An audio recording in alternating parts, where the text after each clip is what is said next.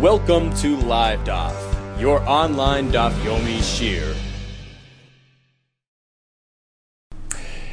Shalom Aleichem and welcome back to today's DAF, Bava Kamma DAF Nun Vav. We are holding on Nun Hamud Beis, 5 lines off the bottom of the Amud. Tanya, we have a brisa, Omar Rabbi Yeshua, Arbo Dvarim, in the following 4 instances of damage, of harm, ha'oisa oisan, if a person should do these things, which are basically gramas, they're forms of indirect damages. So down here in the Bezdin course, they cannot deal with this. It's not within their, purview. Patur midini adam. So down here in Dine Adam, the Bezdin in this world will not hold him accountable, will not obligate him to pay for these damages, because they're called grama, they're indirect damages.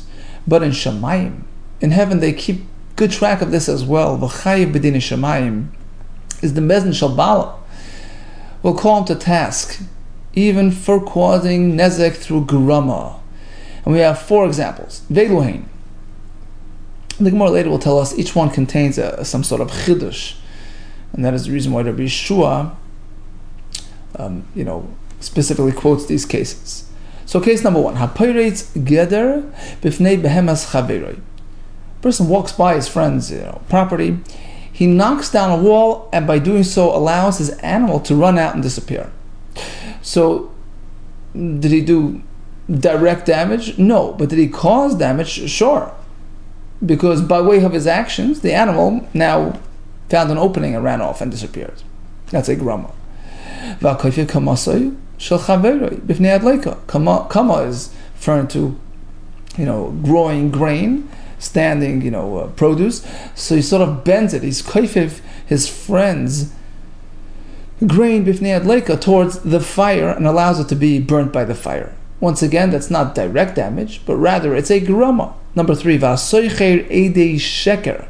He goes and hires false witnesses, laha'id, to testify against his friend, and by doing so he causes him damage. Number 4, a person has in his mind information.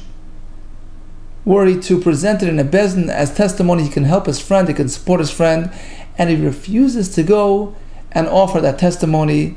So by doing so, he actually causes him hezek, he causes him damage, but of course, it's being done in an indirect fashion. In all these cases, we say, in Shemayim is chayiv, but not here in this world. Amamar.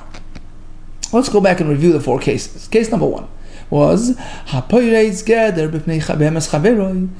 So he breaches that wall and allows his friend's animal to disappear. Hechidami, what type of wall was it? Was it a healthy wall? Was it a strong structure? Or was it a collapsing structure? Ilema b'koisel bari was a healthy structure, and he broke that wall, allowed the animal to run out. Well, in that case, he caused damage to the structure. Forget about the animal. In Bezdin, we can obligate him to pay for the structure. He broke a good wall. Must be speaking about a wall which was sort of on the verge of collapse. She's not chayiv. He didn't cause him any damage in terms of the wall, which was going to be demolished soon in any case. So the wall, he's not chayiv, and regarding the animal, well, that's just a grama. He caused the animal to run out. Chayiv b'nei shamayim, and not b'dinei adam. Amamar. Next case was akoifev kamasir shel chaver b'fnei adleika. He bends his friend's, wheat towards the fire and causes it to burn. Hey chidami, what type of situation are we dealing with? Ilema b'dematya le'burach mitzuya, that the fire would have reached, right? It reached the grain by way of just an ordinary, typical wind, a regular gust of wind, brought the fire over here due to this fellow bending, the grain towards that fire. Well, in that case, he's a complete and total mazik, because he sort of utilized regular, laws of nature to wreak havoc, to cause damage. B'dini adam namini chayiv. So this fellow is chayiv even in Bezdin. It's a regular mazik. Rashi calls him biyodayim hevir. He did it directly, because ruach matzuya is a common thing that's always there. So it's as though he did it directly. The fire arrived through unusually strong gust of wind, which Rashi says isn't something he should have expected or anticipated. So you cannot be mechayiv him in Bezdin, but he's still a grama and is chayiv in Dinei Shamayim. Rav Ashi Amar, I have another teretz as to what he did. He burnt, but not directly. Taman Itmar. Basically, he saw a fire coming, okay, which was lit by Ruvain, and about to burn Shimon's items. And he took Shimon's item and he buried it. He hid it underneath something else and made it Taman. And we know that if a fire burns something which was out of sight, something which was buried and hidden beneath something else, you're not chayiv for that.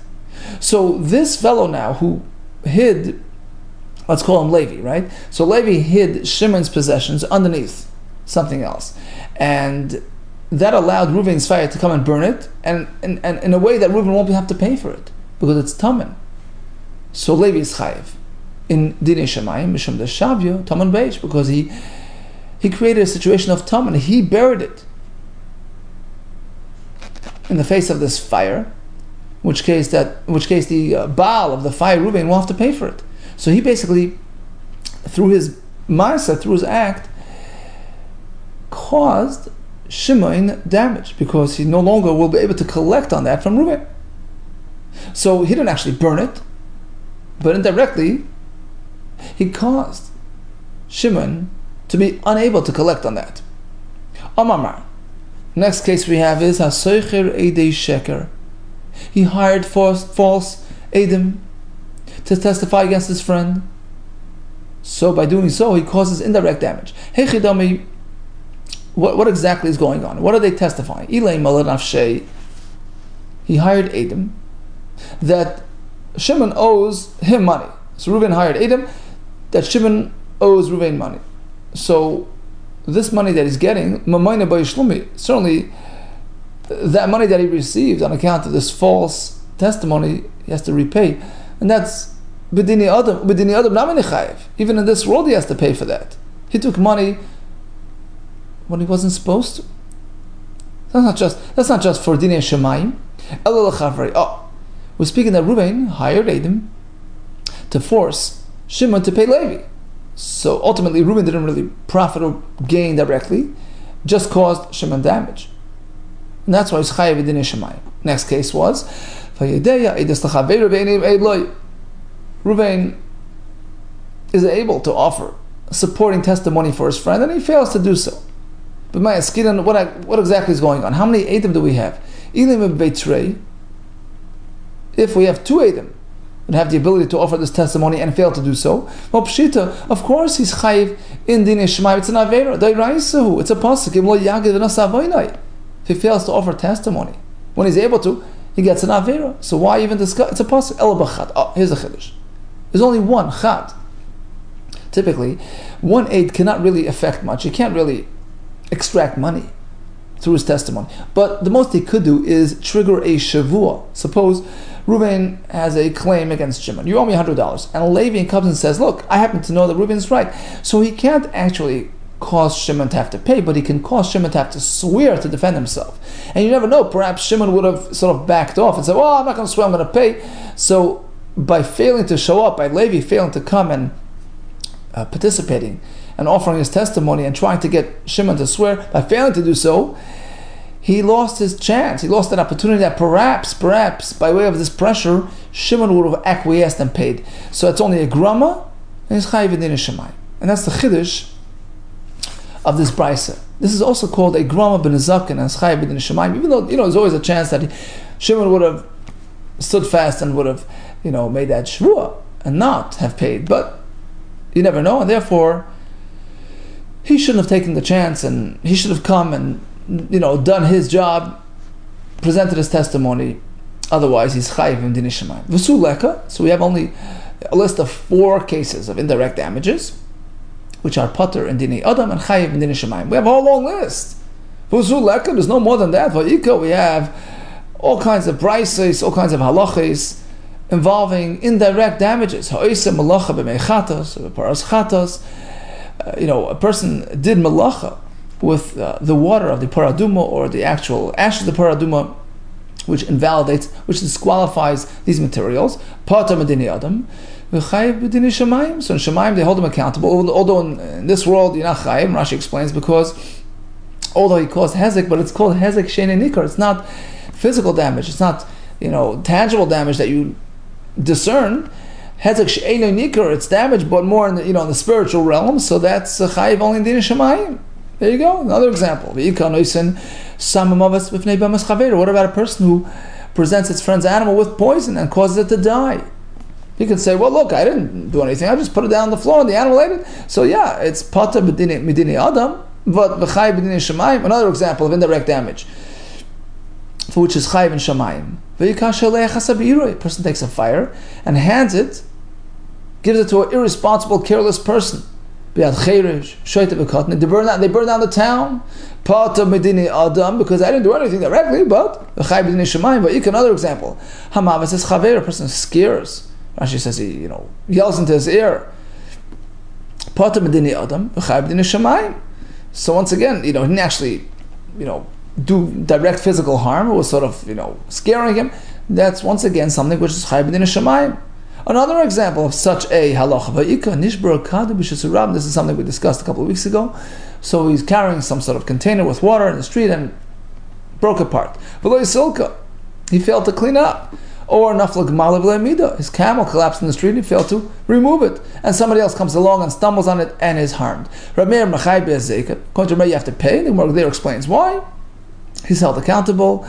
No, you're not really directly responsible, but you're chayiv b'dini shamayim, because ultimately you were good in this damage. So look, we have a whole long list of examples of indirect mazik, which is pater in this world, but chayiv in the next. So why only limit our list to 4 of such cases? Says the Gemara, you're 100% right. There are so many more cases, but these 4, each one contains a special chiddush, which explains why it's on the list. Ma'odatem, in all these cases, I would say perhaps b'dinei shamayim, he can be absolved even in shamayim. He didn't really do much. Kamashman, the point is, he's chayiv in shamayim. And we go through all the cases and explain the chiddush, why I would think otherwise, and why we say he is chayiv. Haperetz geter. First case, haperetz geter. B'fnei behemas chaveru. So he breaks apart, breaks the wall and allows the animal to run out.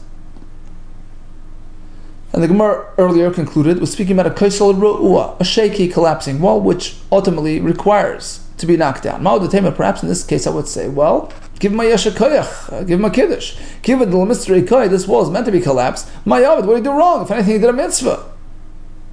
B'dinei shamayim nami l'chayiv, so even though ultimately he caused the animal to run out, too bad. I wanted to protect the passerby from possible harm. I knocked the wall down, the wall that was about to collapse. So I'm not chayiv at all. Kamashmon, the chiddush is no. You should have been careful, not allow the animal to run out. Next case, there as well.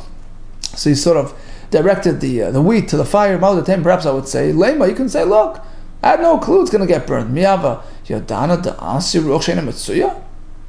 Earlier we concluded that an unusual gust of wind showed up, right? Why do you expect me to anticipate extra strong winds? So absolve me totally, even in Elam Haba. Within Shemaim Namal Kamashman, the answer is no. Don't play around with the other person's wheat. According to Ravashi's pshat, that all he did was hide. He buried the item, which eventually got burnt, and by doing so he caused the owner damage. Maldatema there as well, perhaps I would say, no. He can say, look, what do you want from me? I was trying to help you. I was trying to protect the item from the fire.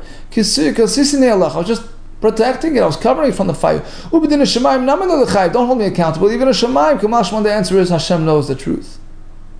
And finally, we had the case of Seicher, Eidei Sheker. He hired false witnesses. Nami there as well. Perhaps he can claim Ma'u, Hetema Lema. He can say, what do you want from me? They did the Eidei Sheker, not me. I hired them, but you know what? Divrei Harav, V'divrei Atam. When a person's faced with a choice, should I listen to the teacher or the student? In this case, it's a mashal. Should we listen to Hashem who says, don't testify falsely? Or the student, meaning this person who hired us, who you meant to listen to? Divrei Mishaymin, who you meant to listen to? Don't blame it on me. You made this. It was your choice to listen to me. And therefore I'm not responsible at all. And in the other case, person who's able to offer supporting testimony and fails to do so, so Nami, there as well, perhaps there's a reason to absolve him totally. Perhaps he can claim, you know what, at most I could have come and offered my personal testimony, only one aid, and perhaps I would have pressured him and he would have not wanted to make that shavua to contradict the edus, and he would have paid. Who says he would have done that? Maybe he would have gotten up, made his oath, his shvua, in which case he would have been putted from payment. So my staying home, my refraining from coming to the bezdin at that point, who says it caused you any damage? Who says the chiyava masadin? Even if I would have offered that testimony against the other person, have a moide, he would have admitted and paid. Dilma, maybe have a mishtabal shikra. You know what? He would have swore falsely to oppose my testimony. So ultimately, I didn't cause you any harm, any damage. He would never have paid in any case. Even in Shemayim, I shouldn't be held accountable for that, because ultimately, I did not cause you any damage. No. You need to do yours. You should have come and did your part. And the fact that you failed to do so, in fact, you failed to help your friend. Okay, so ultimately the point is, direct damages is chayiv in dinei adam. Indirect damages of all forms and types are chayiv only in dinei shemayim. The Mishnah continues. Nifratz ba'layla, oisha pertzul listim. So a person had a nice wall around his pen, and his animal got through it because middle of the night somehow the wall collapsed. The animal ran out and caused damage. You're patur. Amar Rabba Busha Chatra, provided the animal tunneled its way out of the pen.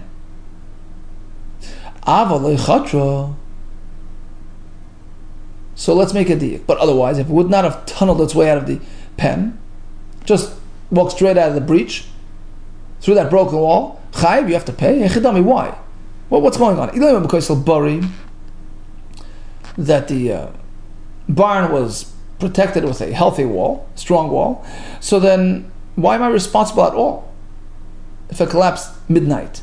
Even the animal did not tunnel its way out, just walked out of the pen by itself because of that broken wall. Why am I paying for anything? What do you want from me? What could I have done? Ella, because must be speaking that this wall was sort of a weak wall, which theoretically would have allowed the animal to just get through it if he would have wanted to do so. But he didn't do it. Rather, he bored his way out. He made a tunnel. So the Mishnah says, I'm potter. Ki chatra my potter. So why am I potter? Although, I didn't have to expect, I didn't have to anticipate that the animal tunnels his way out of my pen. Okay, that's an oinus, totally beyond my control. But am I potter? Why am I potter? Initially, I allowed for a situation, right? I gated the animal with a weak gate, which is really negligence. It's an act of carelessness. It's pshia. Because should he have chosen to do so, he could have just walked straight through that wall. But ultimately, it was an accident. He bored his way under the wall, he tunneled out. So, why am I potter? And that's a whole discussion. According to some shittas, I'm chayiv. Even though ultimately it was an accident, but I was basically careless, which triggers liability in any case. But that works according to the shita, which says that in this type of case I'm potter. If initially I was pesheya, but it turns out to be an accident, I'm potter. Lucky me, I'm potter. According to the other shita who says if it was initiated with a pshia, such as this case where it was a pretty measly wall, but ultimately he tunneled his way out, which is something beyond my control, I'm still chayiv because I bear responsibility since I never really protected the area properly. So Michael Amema, so why am I potter in this case of the Mishnah? Ella says, the more you're right. We have to sort of re-understand the case. Masdisin because bari. The Mishnah is speaking that the animal was properly gated in with a proper wall. Turns out midnight the wall collapsed. Unbeknownst to me, the animal runs out and causes damage. I'm potter, even if it wasn't by way of chatra, by way of tunneling. Straightforward, halacha, I'm potter. Rabba's distinction between tunneling and non-tunneling was not relating to this case. In this case, I'm potter, respective of how the animal got out. I'm an einus. Rabbi was going on the next part of the Mishnah, where he left his animal in the sun, in the brunt of the heat. Or he gave it to an irresponsible person, and the animal escaped and caused damage. What's the halacha? Chayiv. You should know that it applies even if the animal tunneled its way out of the area. And the Gemara explains. Of course, needless to say, it goes without discussion. If the animal just ran away from that sun, didn't tunnel its way out, just ran off because it was hot. It's totally pshia. Right? Because even if it was closed, the wall was... But you know the animal is going to get out of the sun. Of course, but even if he tunnels his way out, which is something that's totally unusual, nami, you also pay. Why? It's an einus. Perhaps I would say,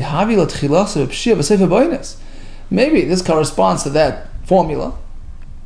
It started with a pshia, but ultimately it was an einus because he tunneled his way out. And it's not so simple, right? Then I'm chayiv. Kamashman, the chiddush is no, it doesn't fit that bill.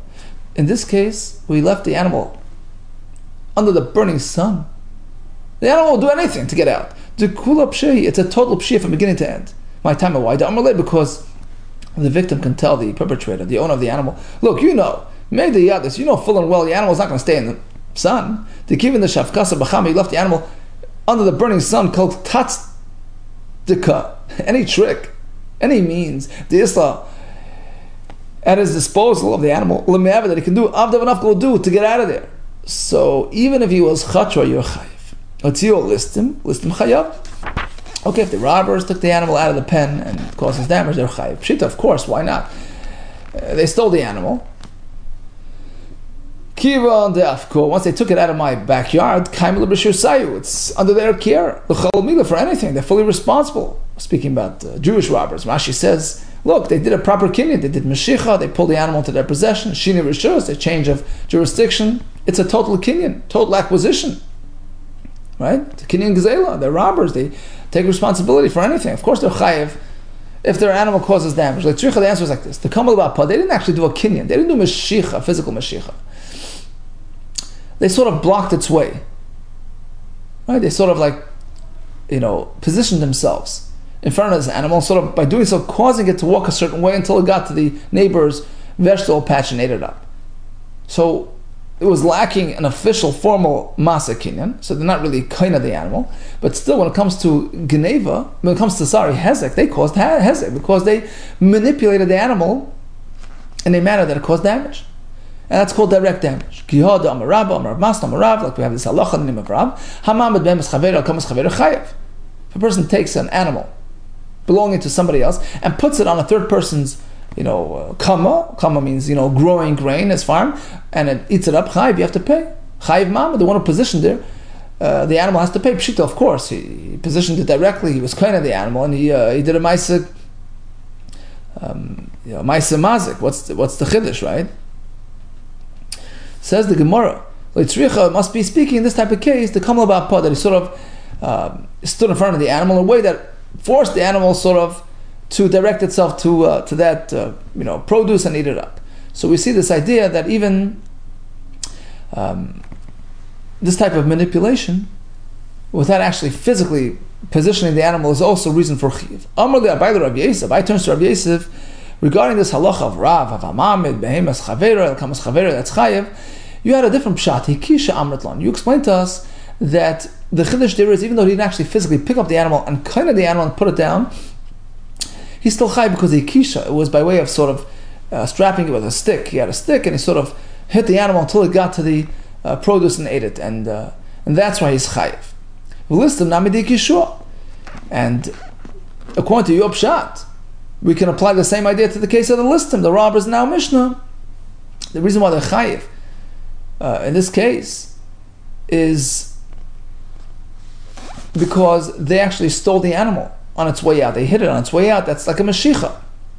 So basically we have two ways to understand the Mishnah. Again, the Mishnah is speaking where the listim took an animal and used it to cause damage. Well, of course they're chayiv. So we have two ways to understand. Either the Gemara thought that they did a masa kinyan, a mashicha. Of course, it's their animal.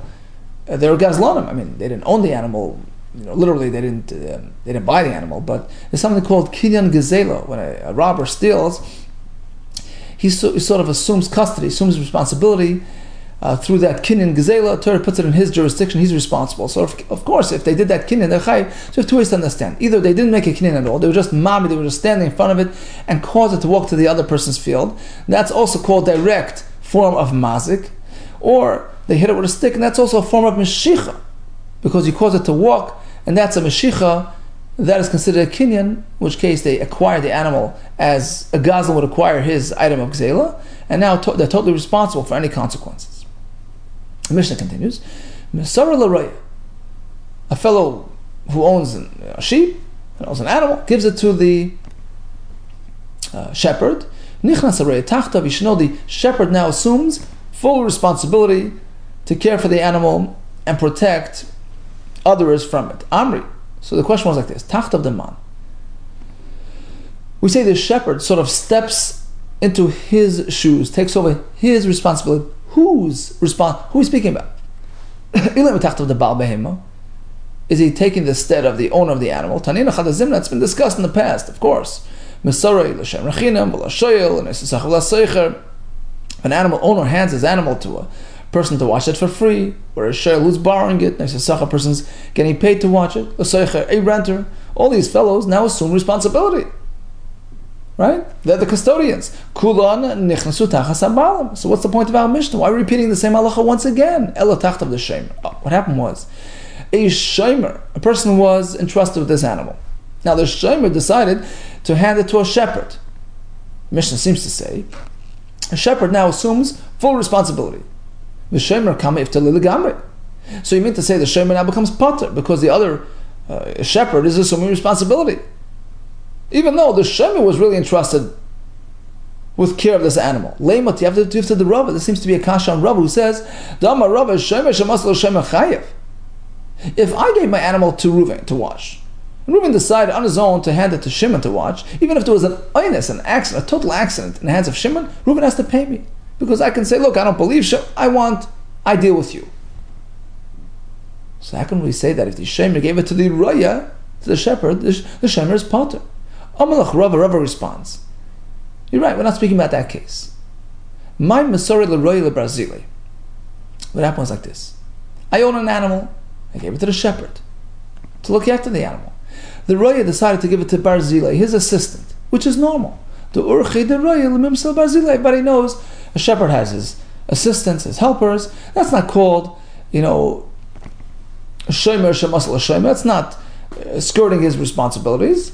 It's part of the deal. It's part of the arrangement, and therefore we say that the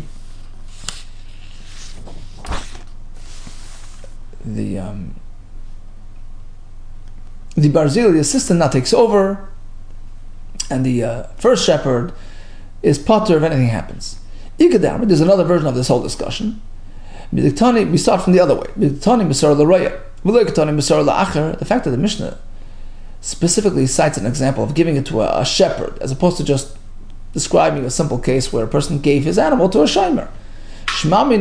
Apparently, the Mishnah is trying to bring out this point specifically. My Mesora L'Roya, when we speak about Mesora L'Roya, it doesn't mean ordinary watchman. Masa Roya L'Barzilei. What happened was, I owned the animal, I gave it to the Roya, and the Roya, next step, he gave it to the Barzilei, to his assistant. And that's the Chiddush of the Mishnah. Mr. Roya, you're out of it. You're potter now. You're absolved. Why? The Urcha the Roya, L'Mimsel Barzilei, because we know a Roya has his assistants. Aval Achalei. But now let's make it the other way. But let's say he would have been an ordinary shomer who's not expected to be giving things over to somebody else. He's expected to watch over it personally.